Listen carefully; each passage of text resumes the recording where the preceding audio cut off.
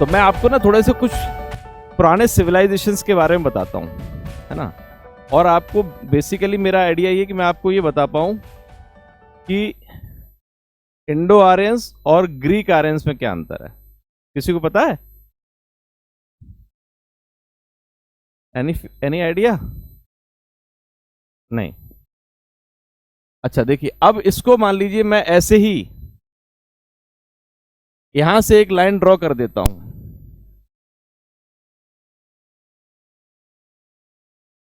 ठीक है। तो कुछ सिविलाइजेशन इस तरफ हैं, ओल्ड सिविलाइजेशन, एंशियंट सिविलाइजेशन, और कुछ एंशियंट सिविलाइजेशन इस तरफ है, ठीक है। तो अब आपको ये तो आइडिया है ही कि भाई इस तरफ हम जो है यूरोप की बात कर रहे हैं और इस तरफ हम एशिया की बात कर रहे हैं। लेकिन जब एंशियंट समय रहा होगा तो यूरोप और एशिया जैसा कोई कॉन्सेप्ट नहीं था, ये तो कॉन्सेप्ट बाद में आए हैं, ठीक है। तो अगर हम इधर देखते हैं तो यहाँ के कुछ आपको इंटरेस्टिंग सिविलाइजेशन बताते हैं। देखिए, इजिप्ट एक बहुत बड़ा पुराना एंशियंट सिविलाइजेशन है, मानते हैं, ठीक है। मिस्र बोलते थे जैसे। ये देखिए जगह, ये इजिप्ट से भी पुराना एक सिविलाइजेशन, ये देख रहे हैं, ये है क्रेटे। गूगल करके देखो, पता है, क्रेटे।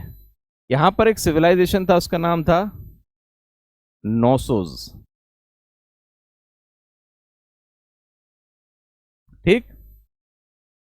फिर आप देखिए, ग्रीस एक सिविलाइजेशन है जिसको ग्रीक हम लोग कहते हैं, ये अपने आप में एक सिविलाइजेशन है।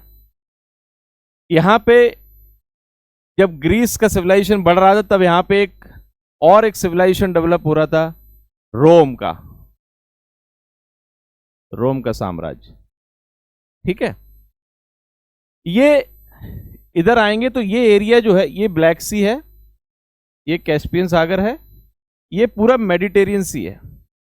मेडिटेरियन सी के जो नॉर्थ में जो सिटीज या जो भी जगह दिखाई पड़ती थी, बेसिकली ये ओल्ड यूरोपियन जो शहर माने जाते थे, यूरोपियन देश जिसको बोलते हैं, वो यही माना जाता था। मेडिटेरियन के आसपास जो भी शहर है वो सारे यूरोपियन सिटीज हैं।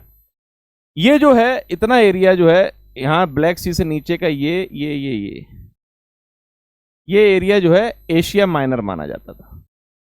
एशिया माइनर क्यों कहते हैं? क्योंकि ये पूरा एशिया था और ये इतना हिस्सा, छोटा सा हिस्सा माइनर मान लिया, इन लोगों के हिसाब से एशिया माइनर हो गया, ठीक है। अब आप देखिए,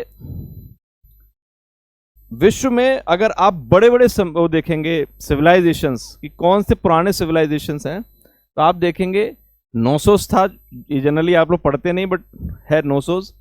इजिप्ट पढ़ते हैं, ग्रीस पढ़ते हैं, रोम पढ़ते हैं। तो मैंने बताया कि यूनान, मिस्र, रोम सब मिट गए, जहां से कोई सिविलाइजेशन बचा नहीं, ठीक है। अब इस लाइन के इस तरफ हम आते हैं तो ये माइनर एशिया हो गया एंड दिस इज एन, ठीक है। तो अगर एशिया के एंशियंट सिविलाइजेशन हम देखेंगे, एशिया के एंशियंट सिविलाइजेशन, तो हम देखते हैं अगर एशिया में 3 सिविलाइजेशन बहुत एशियंट हैं और पुराने हैं, जो मिटे नहीं, खत्म नहीं हुए। मेसोपोटामिया, ठीक, इंडिया का सिविलाइजेशन और चाइनीज सिविलाइजेशन। खत्म नहीं हुआ का मेरा मतलब यह है कि if you go through these ancient civilisation तो you will find the continuity. आप 5000 साल पहले तक जाइए और वहां से आज तक आप आएंगे तो एक कंटिन्यूटी आपको मिलेगी। फॉर एग्जाम्पल, इंडियन सिविलाइजेशन की बात करें तो हम हड़प्पा के समय से चले आओ, हड़प्पा, फिर उसके बाद आर्यंस, और आज तक आप देखते चले आएंगे कि वो कंटिन्यूटी एक आपको मिल रही है। वो कंटिन्यूटी आपको यहाँ इजिप्ट में नहीं मिलेगी, ग्रीस में नहीं मिलेगी, क्रेट में नहीं मिलेगी, रोम में नहीं मिलेगी। ये सिविलाइजेशन एक समय पे आकर के खत्म हो गए, ये सिविलाइजेशन एग्जिस्ट कर रहे हैं। चाइना में आप जाएंगे तो चाइना में भी आज तक एंशियंट सिविलाइजेशन की कनेक्टिविटी आपको मिलती आएगी। And the same thing is with the Mesopotamian. अब बात है कि मेसोपोटामियन कौन, अब जैसे मैं आपको कैसे बताता हूं कि मेसोपोटामिया जैसे मैंने पूछा तो आपने कह दिया कि ईरान है, तो टेक्निकली क्या है भाई, रब कहां से होगा यहां से, ये देख रहे हैं इराक, एशिया माइनर के बाद ये हिस्सा देख रहे हैं आप, इराक, ये यहां यूफ्रेटस और टिग्रिस नदियां हैं, इसके आसपास मेसोपोटामियन सिविलाइजेशन आपको मिलता है। अब मेसोपोटामियन सिविलाइजेशन की अगर आप चेन की बात करें हम लोग, तो आप सबसे पहले जाओगे, आपने पढ़ा हो किताबों में, सुमेरियंस पढ़े आपने, जब आप अपने यहाँ पे हड़प्पा पढ़ते हो तो वहां सुमेरियन सिविलाइजेशन उस वक्त है। अब सुमेरियन के बाद अगर आप चेन देखेंगे तो सुमेरियन के बाद अक्कादिन। अब देखिए इस सिविलाइजेशन का मतलब क्या है, ये एम्पायर्स हैं, जो एक एम्पायर एक समय बढ़ा, फिर एक खत्म हुआ, उसके दूसरे ने उसे टेक ओवर कर लिया, फिर तीसरे ने टेक ओवर कर लिया, तो कंटिन्यूटी में वो आपको दिखाई पड़ते चलेंगे। तो अक्कादिन सिविलाइजेशन मिलेगा आपको। अक्कादिन के बाद जो सिविलाइजेशन है वो बेबीलोनियन है। अच्छा, बेबीलोनियन हमें क्यों याद है कि हर सिविलाइजेशन की अपनी एक पहचान है। जैसे हैंगिंग गार्डन्स आप पढ़ते हैं, जो 7वें अजूबे में बेबीलोनियन का है, वो इसी पीरियड का है ना। बेबीलोनियन के बाद आप आओगे तो नेक्स्ट सिविलाइजेशन वहां पे असीरियंस हैं, असीरियंस आएंगे। असीरियंस के बाद आप आएंगे चैल्डियंस आएंगे, और चैल्डियंस के बाद आपको पर्शियन आएंगे। यही पर्शियन है जो आपके इंडिया में आए, यही पारसीज हैं, ठीक है। तो पर्शियन लिटरेचर आपको मिल रहा है, पर्शिया में पढ़ रहे हैं। तो बेसिकली क्या, आपको पर्शिया तक का तो पता है, बट ये नहीं पता है ऊपर के। ये पता होना कोई आवश्यक इसलिए नहीं कि आपको आईएएस देना है, इसलिए जरूरी है कि this is important to train your minds. आपको ये तो जानना ही चाहिए कि पीछे है क्या, कहां से चीजें आई हैं। ये कब आएगी, क्यूरियोसिटी होनी चाहिए आपके दिमाग में जानने की किसी चीज को, ठीक है। तो अब मैंने जो लाइन ड्रॉ की थी उसके इस तरफ देखेंगे तो 3 इंपॉर्टेंट सिविलाइजेशन आज भी हैं, ठीक है। चाइनीज, आज चाइनीज पे फिर बाद में डिस्कशन करेंगे। इंडिया के बारे में देखिए क्या हुआ। अब मैं बताऊं आपको, एक कॉन्सेप्ट दे रहा हूं।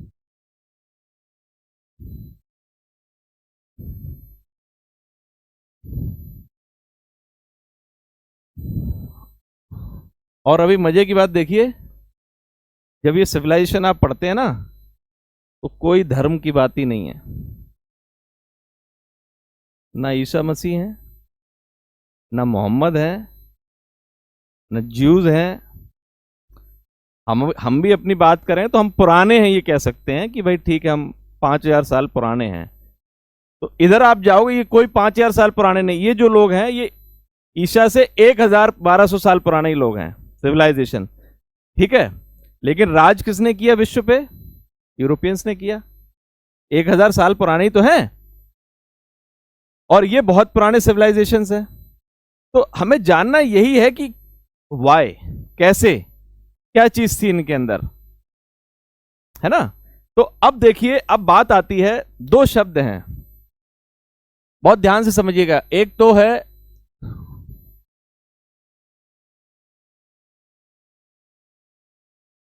Greek Aryans. आर्यन शब्द सब लोग जानते हैं, Aryan race, Aryan race, Aryan race, है ना। कुछ लोग बच्चों के नाम भी आर्यन रखते हैं अपने, मेरे भांजे का भी नाम है Aryan. Greek Aryans and other is Indo Aryans.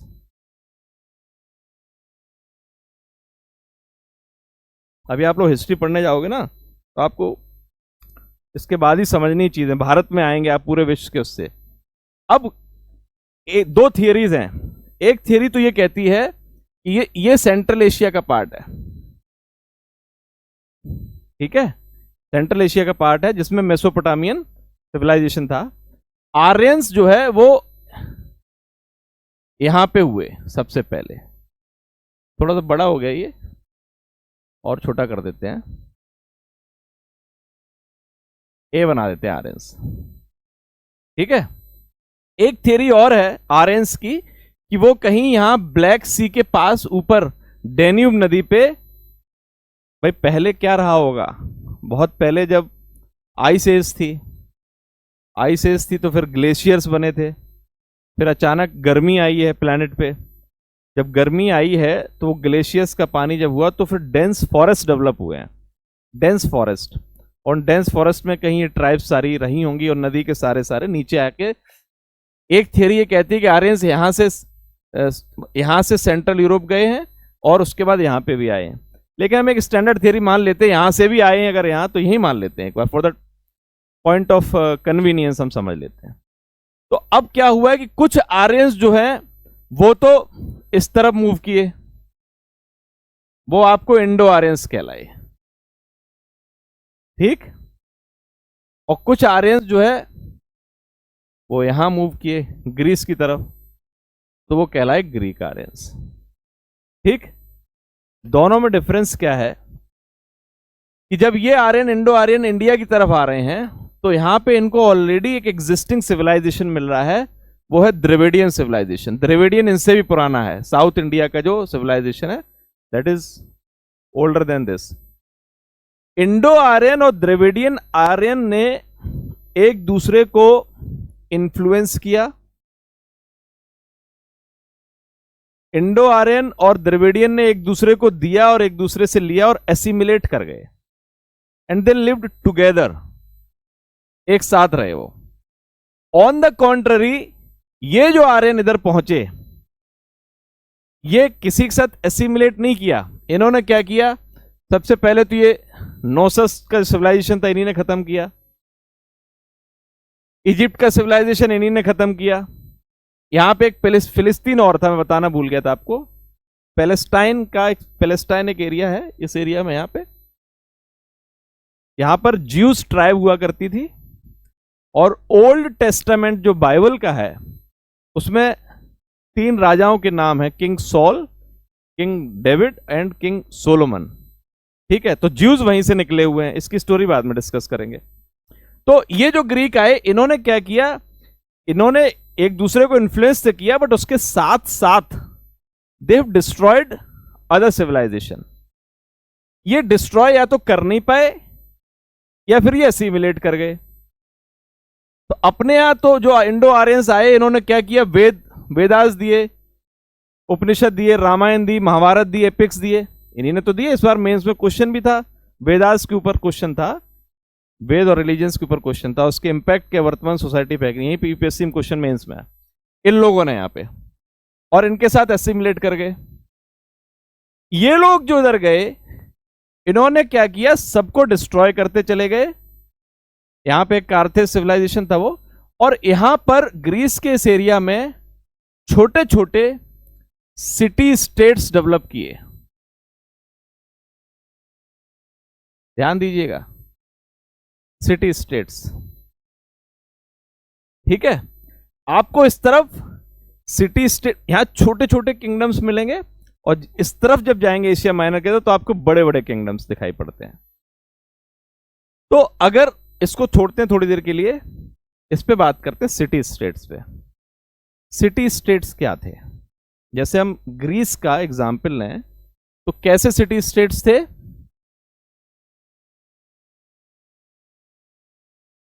आप सब इतना तो पढ़े ही होंगे, इतना ही पढ़े होंगे, एथेंस, फिर एक सुना होगा स्पार्टा, ये किसी ने मूवी से सुन लिया होगा, इसके बाद वाला नहीं सुना होगा, थीव्स,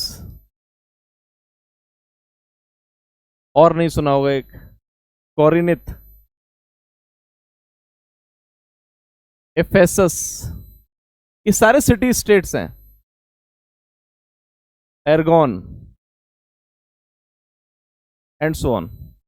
तो सिटी स्टेट्स का मतलब क्या था कि ये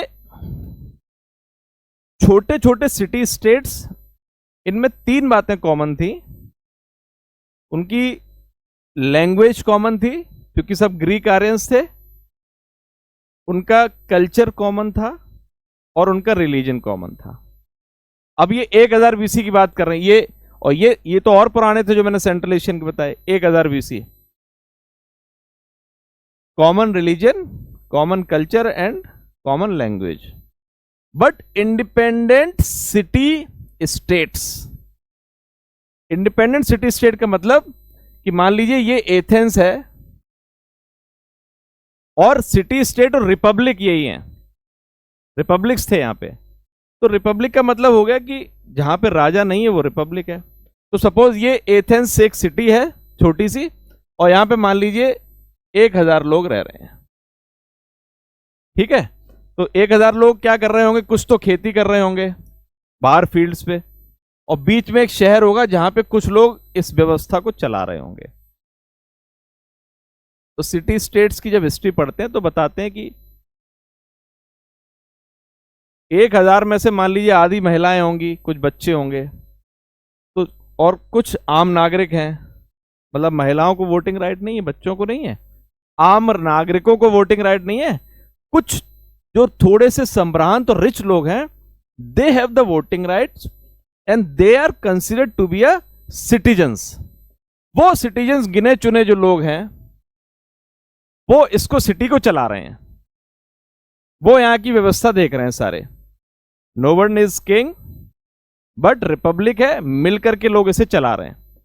लेकिन अब ये एथेंस से मान लो बगल में स्पार्टा है, तो स्पार्टा और इनकी लड़ाई अगर हो जाएगी, सब कुछ कॉमन जरूर है बट सोवरेनिटी डिस्टर्ब नहीं होती है किसी की, सब अपने अपने लिए लड़ते हैं, ठीक है। जैसे एथेंस जो है, अगर आप डेमोक्रेसी की स्टार्टिंग पढ़ते हैं, डेमोक्रेसी कहां से आई, तो एथेंस से ही डेमोक्रेसी का आप सेटअप सुनते हैं।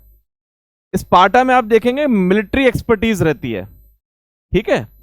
तो मैं कहना क्या चाह रहा हूं कि छोटे छोटे सिटी स्टेट थे तो ये डायरेक्ट डेमोक्रेसी का एग्जाम्पल था। अरे भाई 1000 में 100 लोगों को वोट करना है, तो 100 लोग एक जगह आ जाएंगे, किसी भी चीज पे वोट कर लेंगे। लेकिन अगर ये किंगडम बड़े हो जाएंगे, सारे सिटी स्टेट मिल जाएंगे, तो क्या वो डायरेक्ट वोट कर पाएंगे? तो तब वो रिप्रेजेंटेटिव गवर्नमेंट का कॉन्सेप्ट आ गया कि अब चूंकि लोग ज्यादा हैं, अब वो कुछ लोगों को चुन लेंगे, फिर वो जाकर के व्यवस्था चलाएंगे। अब इसी समय क्या है, जब ग्रीस बढ़ यहां पे ये डेवलप हुआ, उसी समय यहां पे रोम पैरेलली रोम ग्रेजुअली अपने आप को रोम ने एस्टेब्लिश किया। और एक समय ऐसा आ गया कि Rome was considered to be in the mistress of the world. Eternal city कहलाया जाता है रोम। आज भी हम जब इतिहास पढ़ेंगे, रोमन साम्राज्य जब आप पढ़ोगे, तो उसी की खूबसूरती पढ़ते हैं रोमन साम्राज्य की हम, और आज तक वो आपको दिखाई पड़ती रहेगी। ग्रीक सिटी में तो कोई ना कोई सिविलाइजेशन तो है, तभी तो लोग सरवाइव कर रहे हैं। और एक इंटरेस्टिंग फैक्ट बता दें कि ये लड़ते तो थे अपने सर्वाइवल के लिए। लैंग्वेज कॉमन है, रिलीजन क्या है इनका, क्या रिलीजन हो सकता है बताओ? अभी तो ना मोहम्मद साहब आए हैं और ना वो आए हैं ईसा मसीह। रिलीजन क्या है? और मैंने कहा कि कॉमन रिलीजन है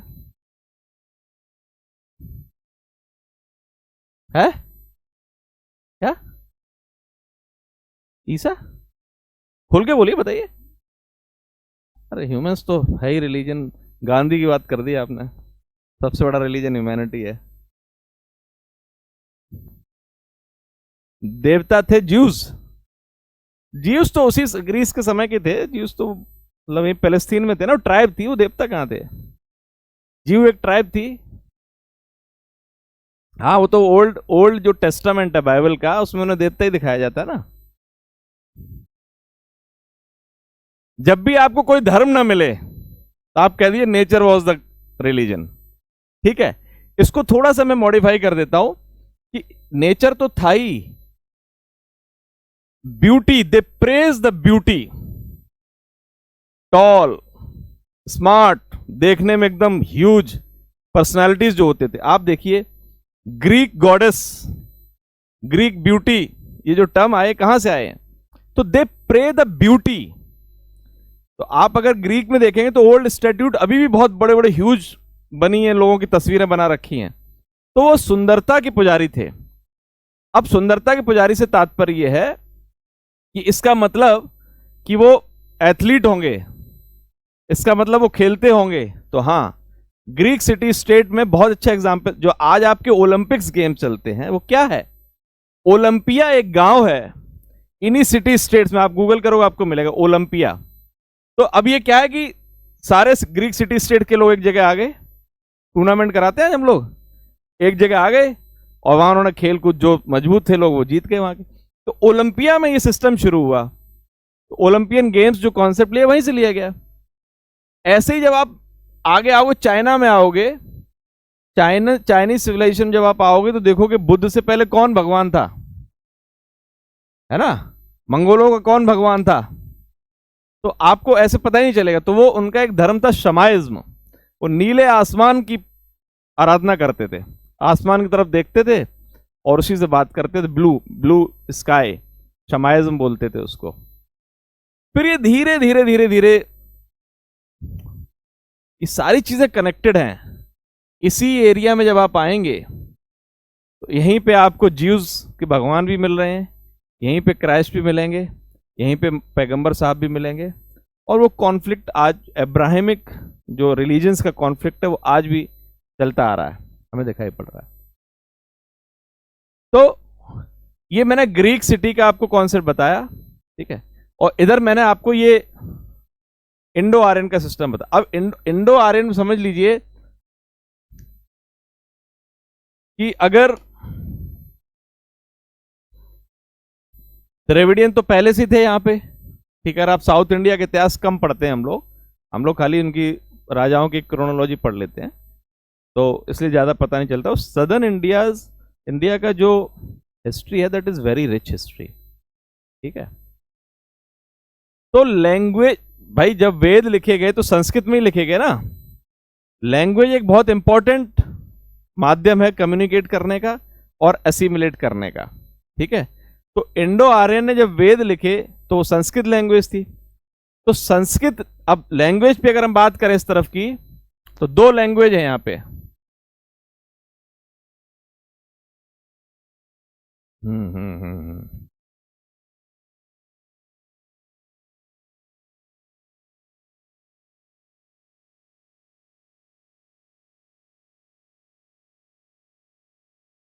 एक क्या है, एक तो इंडो आर्यन लैंग्वेज है और दूसरी लैंग्वेज है द्रविडियन,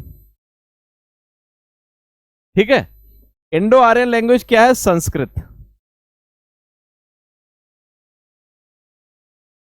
और संस्कृत का अगर एक्सटेंशन आप देखेंगे तो हिंदी, ठीक, बंगाली,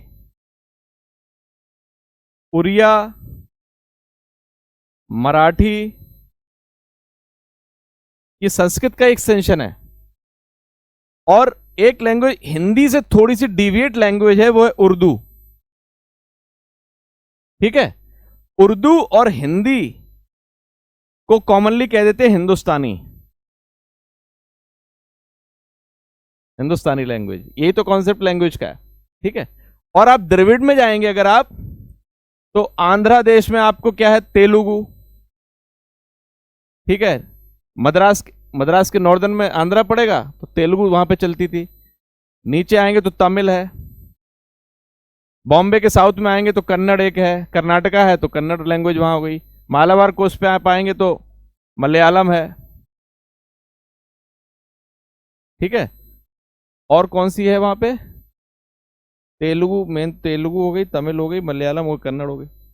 अब आप देखेंगे उस वक्त से लेके आज तक, मतलब ये देखिए ब्यूटी हमारे देश की, यही तो ब्यूटी है, कितनी मल्टीपल लैंग्वेजेस है। अब इसके नए नए डायलेक्ट्स हैं, मथुरा में किसी और तरह बोलते हैं, आगरा में किसी और तरह, मेरठ में किसी और तरह बोलेंगे, नीचे चले जाओ मैनपुरी साइड में किसी और तरह बोलेंगे, गांव में किसी, इन्हीं के तो डायलेक्ट्स हैं।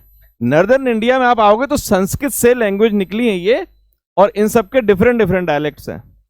और सदर्न इंडिया में जाएंगे तो इसके डिफरेंट डिफरेंट डायलेक्ट्स हैं, ठीक है।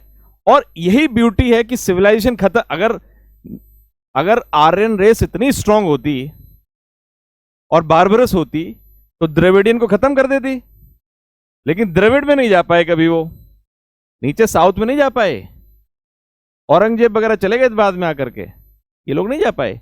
तो जब नहीं जा पाए तो असिमिलेट हो गए ना, तो अलग अलग areas on the basis linguistic, language के बेसिस पे अलग अलग एरियाज बन गए, तब तो स्टेट थे नहीं।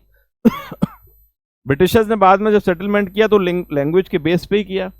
आज आपकी कॉन्स्टिट्यूशन में लैंग्वेज शेड्यूल कर रखी है। तो ये चूंकि ये लैंग्वेज का एसिमिलेशन हो गया इस एरिया में, सबसे इंपॉर्टेंट ये है, इसलिए कहा जाता है कि सिविलाइजेशन सरवाइव कर गए सारे। कहा जाता है किसी भी देश की सभ्यता अगर समाप्त करनी है किसी भी क्षेत्र की, तो दो काम कर दीजिए, वहां की भाषा खराब कर दीजिए और वहां का स्वास्थ्य खराब कर दीजिए।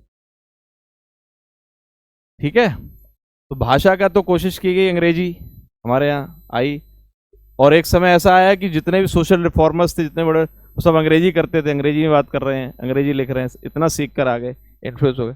बट ये इसीलिए भारत जो है ना डिफरेंट हो जाता है, इसीलिए डाइवर्स कंट्री है, मतलब बहुत ही शानदार जगह है हम लोगों का देश। आप कहीं बाहर घूमने ना भी जाएं, जैसे कई लोग होते हैं हम बाहर नहीं जाते, तब भी मतलब आप समझिए कि इससे अच्छी कोई जगह ही नहीं है सरवाइव करने के लिए। ऐसा हो सकता है कि मल्टीपल लैंग्वेज, लाखों भाषाएं हैं, खाना, कुजीन, कल्चर, डांस, कितनी वैरायटी आपको उस देश में मिलती है। बाकी आप इसके यूरोप के किसी भी देश में चले, दो ही चीजें मिलेंगी आपको, क्रिश्चियनिटी में वो भी कैथोलिक मिलेगा या फिर प्रोटेस्टेंट मिलेगा, फिर उसके नीचे अलग अलग कुछ और मेथोडिस्ट मिल जाएंगे, कुछ ये मिल जाएंगे, वो मिल जाएंगे, बैप्टिस्ट मिल जाएंगे। बट इधर सेंट्रल एशिया में आएंगे तो आपको अरब्स मिलेंगे, शिया होंगे या सुन्नी होंगे, और लेकिन आप जब यहां आएंगे अपने देश में तो शिया भी हैं, सुन्नी भी हैं, प्रोटेस्टेंट भी हैं, कैथोलिक्स भी हैं, बैप्टिस्ट भी हैं, मेथोडिस्ट भी हैं, और ना जाने कौन कौन है। जो धर्म आपने कहीं नहीं सुने होंगे वो यही है। पर्शियन के जो जोरस्ट्रियन जो धर्म है वो पर्शिया का था, वो भी आपको भारत में मिलता है। अब तो पर्शियन बहुत कम बचे हैं हमारे यहाँ, है ना। वो सारा, तो ये बेसिकली लोगों से ज्यादा किसका कंट्रीब्यूशन रहा होगा कि यहाँ पे इस तरह की व्यवस्था, ये रहा यहाँ का नेचर का, यहाँ की हवा, यहाँ का पानी। सारी सभ्यताएं तो किसी ना किसी नदी के किनारे ही बनी है ना। तो क्लाइमेट चेंज होते रहे over the period of time, और क्लाइमेट का ह्यूमैनिटी पे बहुत इंपैक्ट पड़ा। क्लाइमेट चेंज हुआ होगा तभी मोहनजोदड़ो और हड़प्पा खत्म हो गए। एक समय बताया था, आज तो आप सेंट्रल एशिया में आप क्या कोई सोचेगा तो क्या कल्पना करता है, डेजर्ट है साहब, ऊंट चल रहे हैं, डेजर्ट सफारी, यही सोचते हैं ना। But once upon a time when there was a Babylonian civilisation, तो ग्रीनरी होती थी। मतलब टिग्रिस और यूफ्रेटिस को क्या समझ रहे हैं हम, नदियों को, है ना। ये जो स्ट्रॉबेरी है, इसके फल वहां लगते थे, बहुत सारी चीजें यहीं आई हैं, वहां से आई हैं, ग्रीनरीज, लश ग्रीन गार्डन्स। और लास्ट में जब आप मुगल समय आएंगे तो अगर हिस्ट्री किताब में हम समरकंद और बुखारा का जब वर्णन पढ़ते हैं तो बताते हैं किस प्रकार के गार्डन्स बनाते थे वो लोग। बट आज वहां पे खत्म हो गया, क्यों? क्लाइमेट चेंज हो गया धीरे धीरे। तो आज की जो मेरी क्लास का जो मैं आपको बताना चाह रहा था, जो मेरा पॉइंट था, सिर्फ मैं इसको दोबारा समराइज करता हूं। My idea initially was to give you an idea about the civilisation of the world. यही मेन सिविलाइजेशन है, यही पूरा विश्व अपने आपके पीछे, ही आपको अपने दिमाग में भर लेना है। ठीक है, ग्रीस के सिटी स्टेट्स, इजिप्ट खत्म होगा तो इजिप्ट में आज आपको पिरामिड्स और स्फिंक्स दिखाई पड़ते हैं खाली, बट अपनी स्टोरी है उसकी अलग, वो कभी चर्चा में आएगी तो डिस्कस हो जाएगी। ठीक है, और रोम, एक कैसे रोम बढ़ रहा है, रोम का एक डिस्कशन करेंगे हम लोग, एलैबोरेट डिस्कशन रोम के बारे में करेंगे। क्योंकि रोम को जब आप पढ़ोगे, रोमन साम्राज्य को जब पढ़ोगे, तभी आपको समझ में आएगा कि यूरोप का उदय कैसे होता है, इंग्लैंड का उदय कैसे होता है। और इंग्लैंड का जब उदय समझेंगे आप, तब आपको जितनी भी अपने देश में व्यवस्थाएं दिखाई पड़ रही हैं, उसकी 50% व्यवस्थाएं आपको पता चलेगा वहीं से आई हैं, तो आप कनेक्ट कर पाओगे अपने आप को। तो दूसरा, आपको लेफ्ट साइड में सेंट्रल एशिया, मुझे मेन मेसोपोटामिया सिविलाइजेशंस के बारे में आपको बताना था, और ये बताना था लास्ट में मेसोपोटामिया में कहां पर्शियन सिविलाइजेशन आ गया, और फिर यहीं से मुगल्स आपके देश में आ जाएंगे। ठीक है, आपके देश की तो फिर आपको क्या करोगे, फिर वो आप इतिहास में क्या पढ़ेंगे, अलेक्जेंडर आया, फिर वो तक्षशिला तक पहुंच गया, फिर वो मौर्य आएंगे, फिर गुप्ता पीरियड आएगा, फिर राजपूत हुन्स आएंगे, फिर कुषाण आएंगे, फिर राजपूत आएंगे, फिर जो है तुर्क आएंगे, है ना, पठान वगैरह सब उसी में आ जाएंगे। तुर्कों के बाद मुगल आ जाएंगे, मुगल के बाद ब्रिटिशर्स आ जाएंगे, और ब्रिटिशर्स के बाद आपका स्वतंत्रता संग्राम हो जाएगा। यही तो पढ़ोगे हिस्ट्री, वहीं से तो आ रहे हो आप करके, ठीक है। तो ये आपको पिक्चर एक क्लैरिटी से अपने दिमाग में रखनी है। तो एक इंटेलिजेंट जागरूक व्यक्ति से अगर हम बात करेंगे, तो मैं पूछूंगा अगली बार कभी आपसे बेबीलोनियन कहाँ, तो ऐसे मत बोल देना कहीं पे भी। और आजकल तो आपके हाथ में मोबाइल है, जब भी क्यूरियोसिटी हुआ अगर तुरंत गूगल करके देख लिया करिए कहाँ पे क्या। हेरोडोटस का नाम सुना था? हेरोडोटस कौन थे ये? फादर ऑफ है, इतिहास के पिता भी हो सकते हैं, हैं इतिहास का पिता।